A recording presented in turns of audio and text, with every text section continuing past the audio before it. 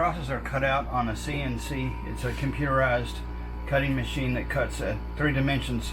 It cuts on a y-axis and an x-axis and a z. It means across, up and down, and straight across. It cuts it like in 3D simultaneously. And you start with about a quarter sheet of wood, about 3 feet by 4 feet wide, and I can make about 50 or 60 at a time cut with this CNC. They're cut out with the images generated on the computer, sent to the CNC, and the CNC cuts them out. I go through about 5 stages of sandpaper and finish, and I start out with a high grit, a low grit sandpaper, about an 80 grit sandpaper, and work it through some sanding stages, rounding the edges and making it smooth. And on the 5th stage is about a 220 grit sandpaper, real fine. And then after that I go through 3 stages of finish. And my final finish is some wood wax, and it's a combination of mineral oil, beeswax oil, and vitamin D.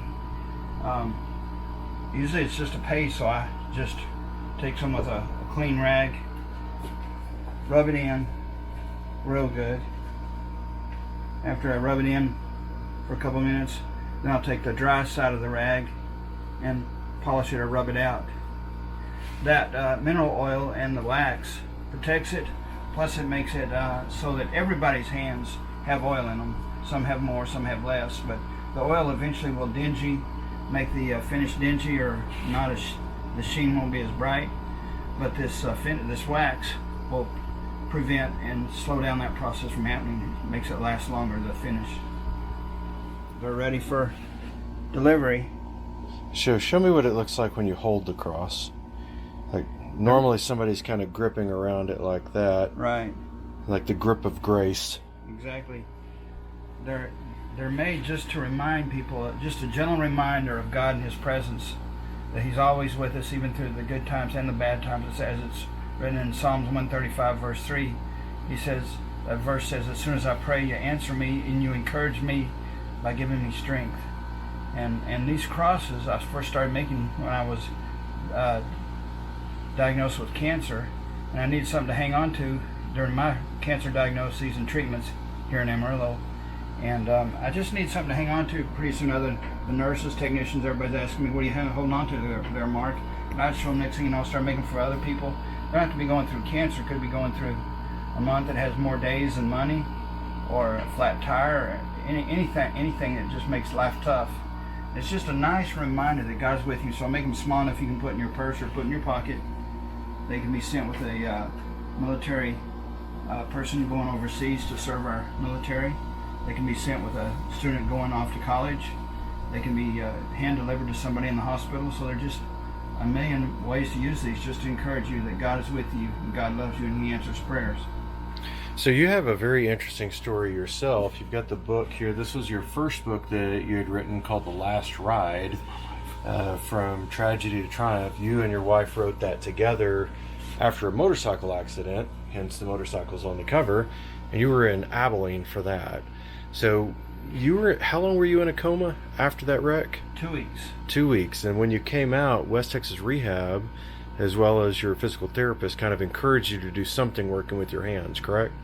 Yeah, when I came out, I didn't have much use of my hands at all for operating, manipulating small items or things like that. And so my therapist encouraged me to try to do something at home when I was released after several months in rehab. Something at home that I could use that would be manipulative, something that would bring back fine motor skill use of my hands. So I started carving and started, one thing led to another. I was volunteering for a church, for their hospital care team, and another pastor at the church told me about crosses that were made just to be held. And so I did some research, found out about the man who made that particular cross, lived in the Dallas-Fort Worth area, flew down to his shop and spent some time in his shop, learned the technique and the design for small holding crosses. And these are a lot smaller than his design. This is my design.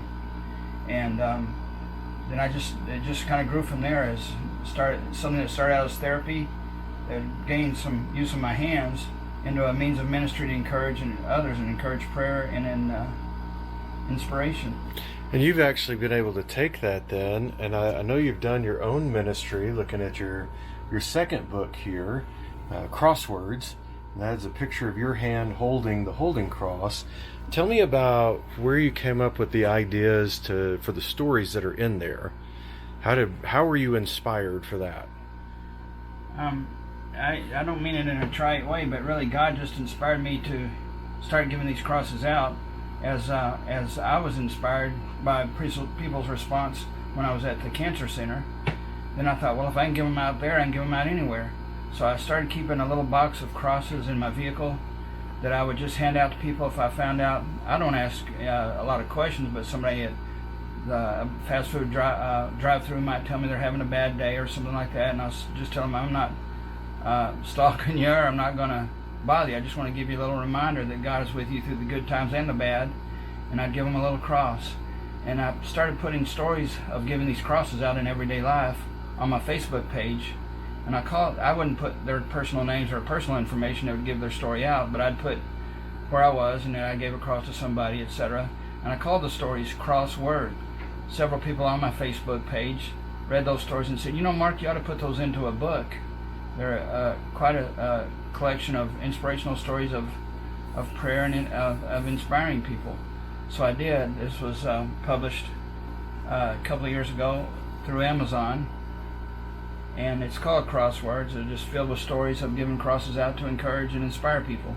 And these are great devotionals for when you're feeling down, you go read the story of what other people have been through and how the cross gave them hope, knowing that they're saved by grace and saved by the love of Christ. Both of these books will give you an idea of the things that Mark has overcome, but as well as what the challenges that he faced, kind of help you figure out how to face your own challenges in your life. And you have a saying that you have on your license plate and that you say at the end of a lot of your messages. What's that saying? Pray on. It comes from 1 Thessalonians chapter 5, where the versions that most people have read interpreted pray without ceasing. And that just means to continue to pray. And Paul really was encouraging that church. They pray. He was just encouraging them to continue to pray. So I kind of developed a 60-ish kind of ride on, cool type of theme, and I just made it pray on. And my family, my wife and my daughters, got me that license plate for my birthday, pray on. And so that it's kind of a moniker, a thing that I say and use in ministry.